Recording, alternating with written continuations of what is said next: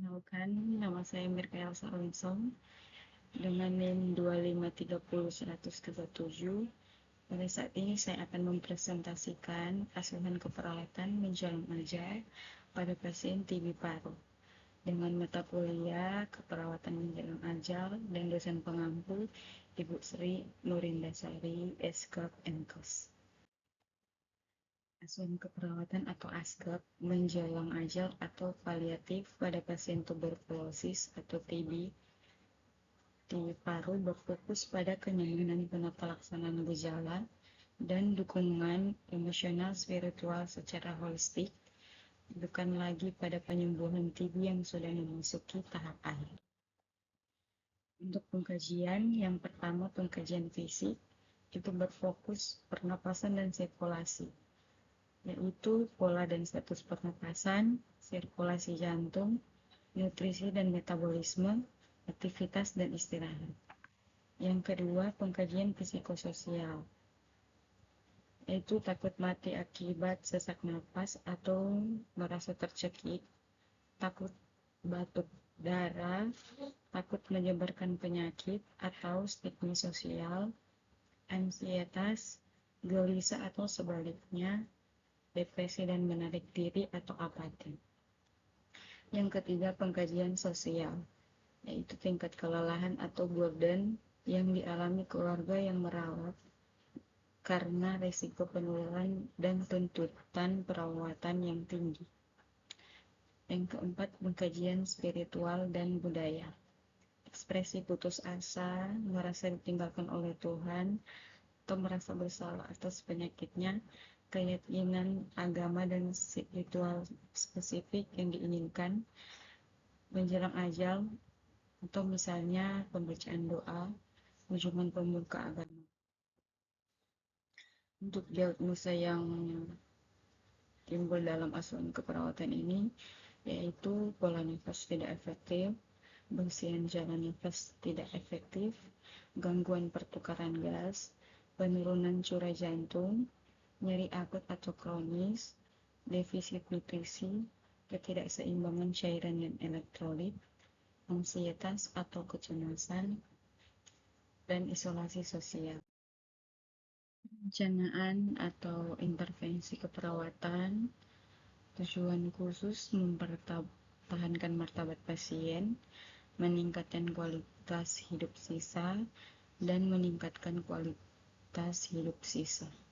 Tujuan umum yaitu posisikan pasien semivalvular atau kepala ditinggikan untuk memaksimalkan ekspansi paru dan mengurangi tekanan abdomen terhadap diafragma.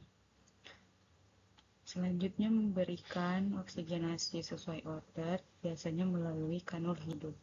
Namun tujuannya untuk kenyamanan, bukan normalisasi SpO2. Selanjutnya, lakukan penghisapan lendir atau suction hanya jika benar-benar diperlukan dan pasien tidak dapat batuk efektif karena dapat meningkatkan distres.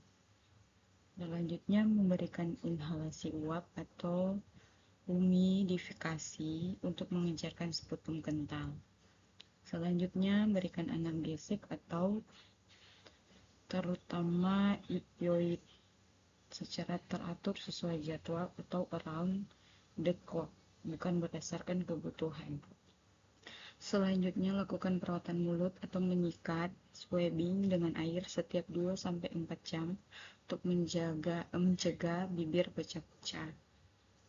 Dan yang terakhir, dorong pasien jika mampu atau keluarga untuk berbagi cerita positif atau live review.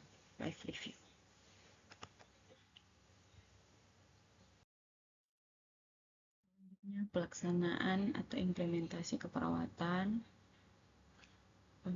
Tindakan keperawatan dilakukan sesuai prioritas kebutuhan pasien. Yang pertama, kebutuhan fisik, yaitu memposisikan pasien dalam posisi semivalvular atau valvular tinggi secara konsisten, kecuali pasien memilih posisi yang lebih nyaman. Yang kedua, jika pasien masih mampu, bantu membantu pasien untuk melakukan batuk efektif dengan posisi yang tepat. Jika pasien sangat lemah, lakukan suctioning atau penghisapan lendir secara hati-hati dan minimal untuk membersihkan jalan napas dari sekret atau darah jika ada hemoptysis. Yang ketiga, melakukan penilaian nyeri secara berkala, misalnya setiap jam atau setelah pemberian obat, dan menyesuaikan dosis atau jenis obat jika nyeri tidak teratasi, kolaborasi dengan dokter.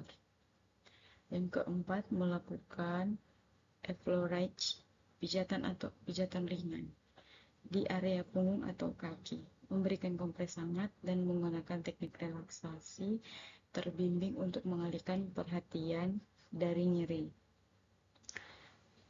Yang kelima, melakukan alih posisi atau miring kanan miring kiri secara teratur minimal setiap 2 jam untuk mencegah dekubitus.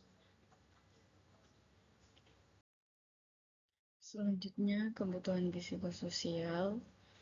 Yang pertama itu memberikan kesempatan kepada pasien untuk mengekspresikan ketakutan, penyesalan, atau harapan tanpa menghakimi. Menggunakan kalimat seperti, "Saya di sini untuk mendengarkan, ceritakan apa yang Anda rasakan." Yang kedua, duduk di samping pasien, menggenggam tangan pasien jika pasien mengizinkan, dan memberikan sentuhan yang menenangkan. Yang ketiga, kebutuhan spiritual, yaitu yang pertama menghubungi rohaniawan, pendeta, ustadz, pemuka agama lainnya, sesuai keyakinan pasien dan keluarga untuk memberikan doa dan bimbingan spiritual. Yang kedua itu mengajak pasien merefleksikan kembali hidupnya, atau jika pasien masih sadar, untuk membantu pasien menemukan kedamaian dan makna di akhir hidupnya. Yang keempat, kebutuhan sosial dan keluarga, yaitu yang pertama menyediakan waktu privasi bagi pasien dan keluarga untuk menyelesaikan urusan yang belum selesai atau mengucapkan selamat tinggal. Yang kedua, secara jujur dan lembut menjelaskan perkembangan kondisi pasien, tanda-tanda kematian mendekat seperti pola nafas, Chinese talks, penurunan kesadaran, dan apa yang akan terjadi.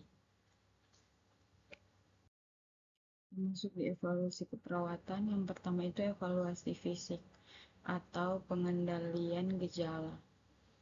Pasien menunjukkan penurunan signifikan pada tingkat sesak nafas atau skala Dyspnea kurang dari 3 saat istirahat, atau tidak adanya tanda-tanda distres pernapasan yang nyata jika pasien tidak sadar.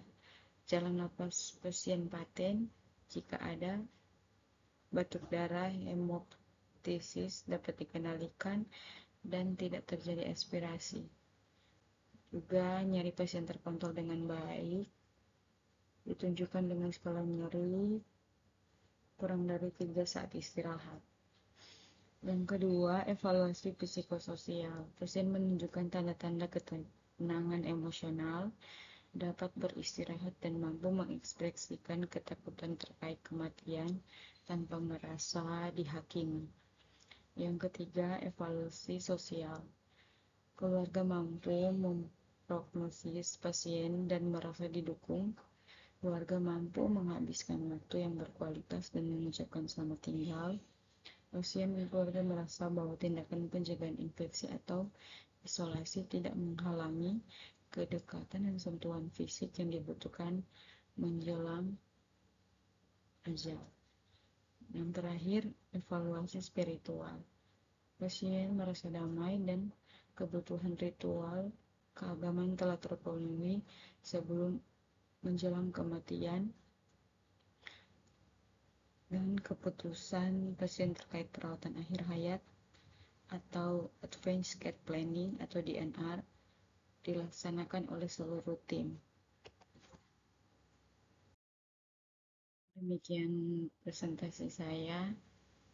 Terima kasih.